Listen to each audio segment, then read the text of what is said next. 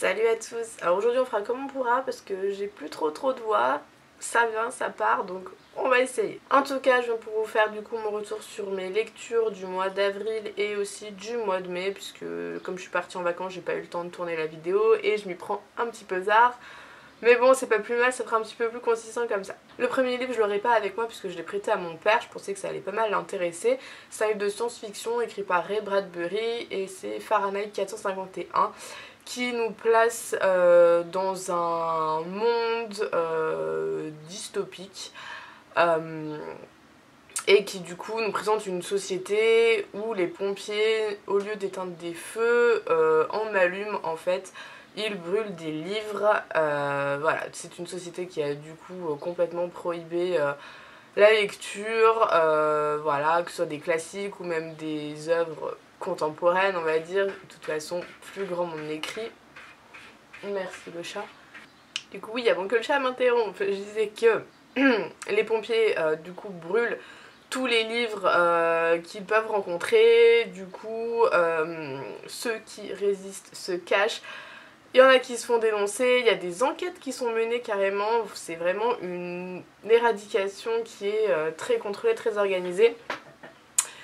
Et tout ça pour justement garder un contrôle sur cette population, la garder complètement apathique. Voilà, ça, après on parle pas trop du côté politique, on va dire. C'est plus un chemin de réflexion personnelle puisqu'on va suivre l'un de ces pompiers qui, au fur et à mesure de certaines rencontres, en fait, va se questionner et au fur et à mesure de notre progression dans le livre, on va voir que voilà, c'était plus profond que ça. Bref, c'est un personnage qui est amené à beaucoup évoluer et qui, du coup, nous remet nous-mêmes en question, puisque ce livre, même s'il a été écrit, du coup, dans les années 50, si je dis pas de bêtises, je vais vérifier quand même. C'est ça, il a été écrit du coup dans le début des années 50.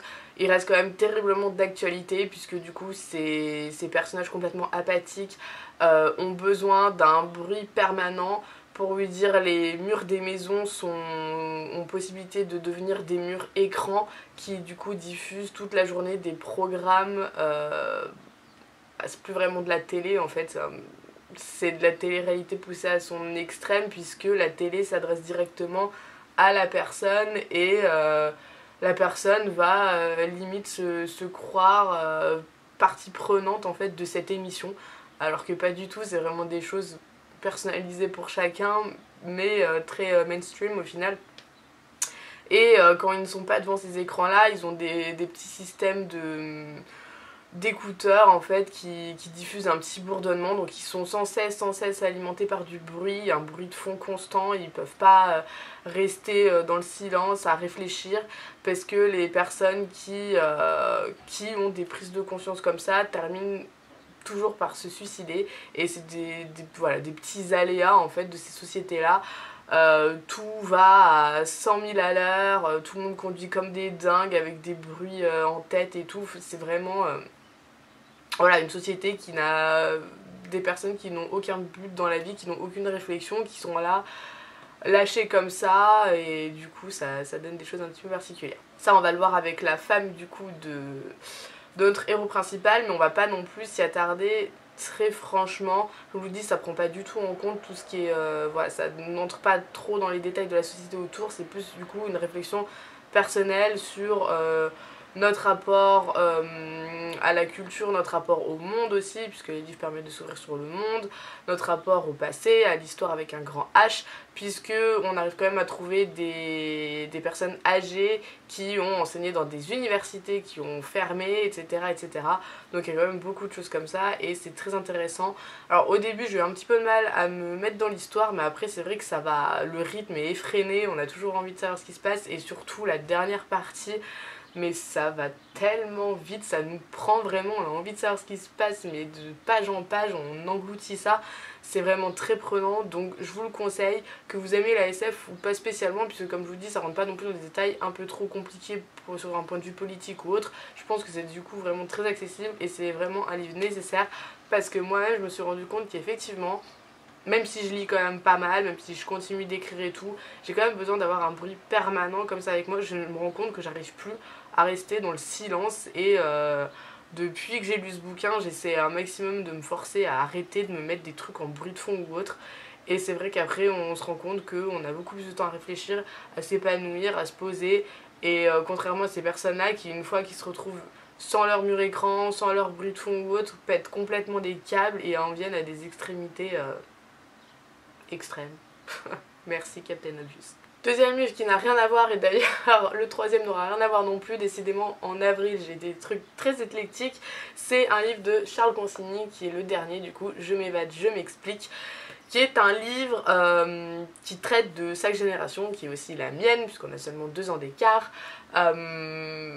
Mon dieu, j'étais en train de calculer. Oui, du coup, l'auteur a 28 ans, j'en ai 26, super, enfin bientôt. Et ça nous raconte du coup un petit peu le parcours de... bah, outre l'auteur en lui-même, ce que beaucoup de jeunes peuvent vivre, ce que moi je vis, ce que j'ai pu vivre ou autre, que ce soit du coup en termes d'études, en termes de travail, comme quoi voilà, c'est vraiment difficile de faire sa place parmi des gens qui ont un certain statut et qui n'hésitent pas à exploiter, on va dire autre. C'est pas... Alors, pour ceux qui connaissent pas Charles Consigny, c'est un personnage très ambivalent, je me reconnais un petit peu en lui aussi. Alors, il est plutôt de droite, alors que moi je suis plutôt de gauche, mais bon, on se rejoint sur certains trucs quand même. Mais ça transparaît pas trop parce qu'il a vraiment une plume comme ça, ou même une verve. On peut le retrouver du coup sur pas mal de médias, notamment RMC. Il a cette petite touche qui fait qu'il prend un peu tout à la dérision, qu'il y a beaucoup de sarcasme chez cette personne. Il manie pas mal l'ironie aussi. Enfin bon, c'est vraiment quelque part un électron libre parce que j'entends pas une personne qui s'exprime comme lui. Donc oui, ça peut avoir un côté très tête à claque. Moi-même, on me le reproche de temps en temps. Ça peut avoir un petit côté hautain ou quoi, mais comme je comprends sa manière de réfléchir ou quoi, pas du tout en fait. C'est vraiment, faut tout prendre au 2e degré. Il y a beaucoup de choses dans ce livre qui sont très drôles, beaucoup de choses qui peuvent paraître un petit peu suffisantes, mais comme lui il a déjà expliqué, parce que des personnes n'ont pas trop compris ça non plus, c'est vrai que c'est vraiment... Oh là là, ma voix part en live. Je sais pas dans quel état je vais finir à la fin de cette vidéo. Du coup c'est compliqué à rattraper le fil de ses pensées.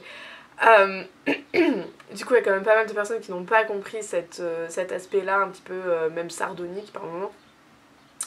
Mais voilà, c'est vraiment quelque chose, un livre très drôle, un petit peu cruel parfois, parce que quand on se replace dans sa vie, on se dit mais c'est vrai qu'il y a des trucs tellement injustes, tellement stupides parfois, ça n'hésite pas à égratigner des politiques de droite, de gauche, et c'est pour ça qu'il n'y a pas vraiment un parti pris très très très droite, pas du tout.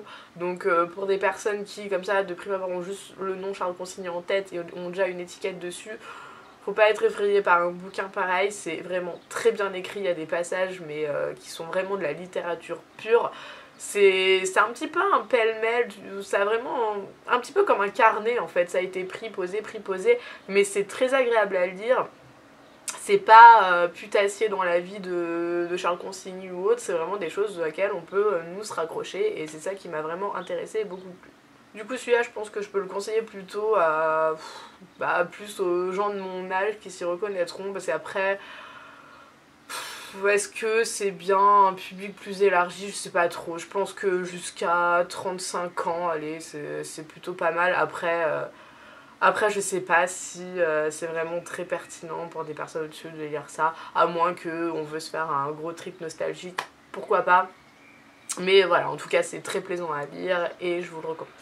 Alors sur un bouquin qui n'a rien à voir et que j'avais commencé il y a plus d'1 an et que j'ai complètement arrêté, j'arrivais pas du tout à entrer dans l'histoire, c'est Le bonheur commence maintenant de Thomas Raphael. C'est assez conséquent mais ça se lit en fait très vite. J'étais pas du tout dans la bonne période pour lire ça l'année dernière, je venais à peine de vivre une rupture ou autre. J'ai bloqué autour de la centaine de pages et finalement je l'ai repris parce que j'en ai marre que des bouquins traînent, que je n'arrive pas à finir.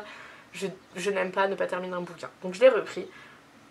Et en fait, ça se lit mais super facilement. C'est fluide, il n'y a pas de problème. Donc j'ai vraiment fait un blocage parce que c'était pas la bonne période. Mais c'est très intéressant en soi. Alors c'est la suite comment il s'appelle, je l'ai même pas lu le premier. C'est la suite de La vie commence à 20h10, que donc je n'ai pas lu. Mais c'est pas spécialement gênant, j'avais pas percuté au début que c'était une suite quand je l'ai acheté. Mais ça entrave pas la compréhension de l'histoire ou quoi, c'est très bien posé. J'avais déjà lu un livre de Thomas Raphael que j'avais énormément apprécié, c'est pour ça que j'avais acheté celui-là. D'ailleurs j'en avais parlé sur le blog, je vous le remettrai en barre d'infos. Et dans celui-ci, on va du coup suivre 3 personnages qui sont du coup amenés à être colocataires. Donc Sophie le chat qui était déjà protagoniste du précédent roman. On aura Mélanie, on aura Julien. Alors des 3, c'est Sophie qui pourtant est l'héroïne principale que je ne supporte pas. C'est une godiche cette fille, j'ai pas du tout réussi à accrocher à son caractère et à trouver, avoir de l'empathie pour elle avec ce qui lui arrive ou quoi. Et la fin, j'étais tellement déçue par la fin. Ça termine par elle et ça termine vraiment par un truc, mais c'est sorti de nulle part. Et j'ai été mais tellement déçue. J'ai vraiment dit mais non, j'étais vraiment comme ça. Je l'ai lâché à haute voix parce que je n'en revenais pas. Donc la fin, je n'ai pas apprécié du tout, mais autrement... plus les histoires qui du coup concernent Mélanie et Julien m'ont intéressée, plus particulièrement celle de Julien, je me suis beaucoup, pas dire identifiée, mais je comprenais en fait ce qu'il pouvait vivre malgré le fait que soit un personnage homosexuel, ça vous prouve bien qu'on est tous pareils dans le fond quand il s'agit d'histoires de cœur ou autre, qu'on soit homosexuel ou hétérosexuel, peu importe notre genre ou quoi que ce soit. C'est la même chose et du coup c'est pour ça que j'ai bien aimé, c'est très intelligemment écrit, c'est pas de la haute littérature, hein. Franchement ça se prend comme ça, vous le terminez en 3 jours, ça s'est plié, mais voilà, ça fait son petit office en bouquin de plage, je peux vous le recommander tout à fait.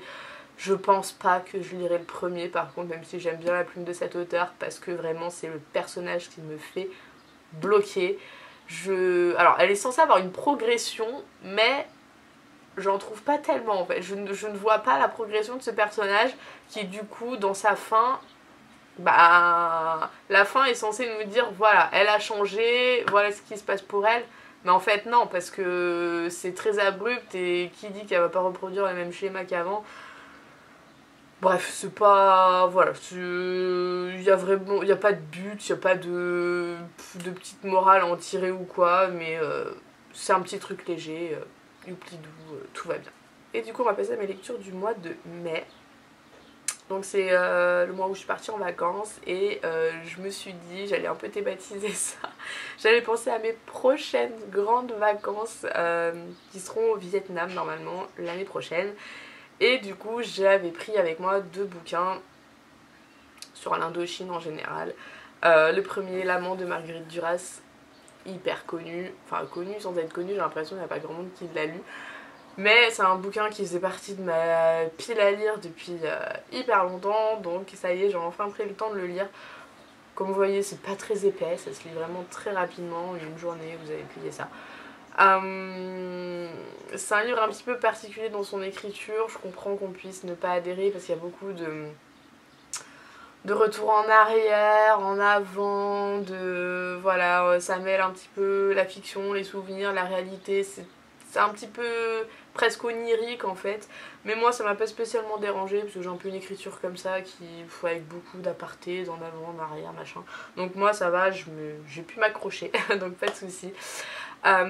Du coup ça raconte, oui et non, c'est un peu entre fiction et réalité, la jeunesse de Marguerite Duras au Vietnam, avec du coup sa mère et ses 2 frères, et ça prend en fait à partir de l'âge de 15 ans où elle va rencontrer un homme, et cet homme là va en fait un petit peu expliquer, pas justifier mais expliquer un petit peu, personnifier le désir d'émancipation de cette jeune fille, mais pas vraiment d'un point de vue charnel. C'est... enfin, le titre, l'amant, c'est un petit peu un prétexte, c'est un peu un truc putassier, enfin je sais pas pourquoi elle a choisi ce titre, franchement je me suis pas plongée dans une analyse de titre, j'ai pas fait de recherche ou quoi là-dessus, hein, j'ai juste lu comme ça. Après, je fais un peu mon analyse au fur et à mesure, mais j'ai pas... il aurait pu s'appeler tout autrement aussi, parce que c'est vraiment juste un prétexte. à l'émancipation de cette fille du coup qui cherche à se libérer de sa famille, à se libérer des codes qu'on lui impose. C'est vraiment une soif de liberté en fait. On retrouve ça un petit peu tout le long avec des personnages quand même relativement extrêmes dans leur façon de se comporter les uns envers les autres ou dans leur folie puisque la mère progressivement on voit que voilà elle est complètement atteinte par la folie comme un de ses frères ultra violent. Enfin bon, il y a beaucoup de choses un petit peu comme ça qui sont forcées pour vraiment grossir le trait, amplifier les choses. C'est un petit peu du coup pas un roman initiatique mais comment dire, un livre d'accomplissement, on va dire ça comme ça, qui relate du coup comment une jeune fille de 15 ans, voilà, dans les colonies pouvait se comporter pour assouvir sa soif de liberté et qui explique du coup un petit peu qui est la Marguerite Duras d'aujourd'hui, comme ça, complètement libre. Du coup, comme c'est pas non plus un truc relativement flagrant à la lecture, je le conseillerais pas à des personnes qui sont pas déjà familiers à la littérature. Ça se prend pas comme ça. Parce que c'est vrai que si on le lit comme ça, à part voir des fous, on va pas, je pense pas qu'on puisse comprendre grand chose. Alors je suis la première à dire qu'il n'y a pas besoin d'être un génie pour comprendre un livre, mais je me rends compte vraiment au fil des années que déjà quand on écrit des trucs relativement bateaux sur des SMS ou quoi, que les gens ne comprennent pas une pauvre phrase avec juste une majuscule, une pauvre virgule au milieu et un point à la fin, ça passera pas. Donc c'est vraiment triste, mais c'est comme ça.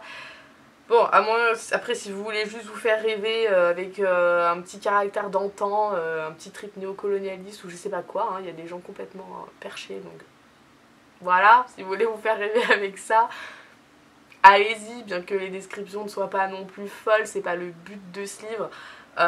Mais voilà, ça s'adresse vraiment plus à des gens un peu plus aguerris, on va dire, à l'objet littéraire. Voilà après.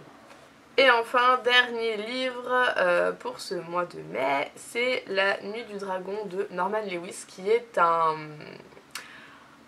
roman de voyage en fait, un carnet de voyage.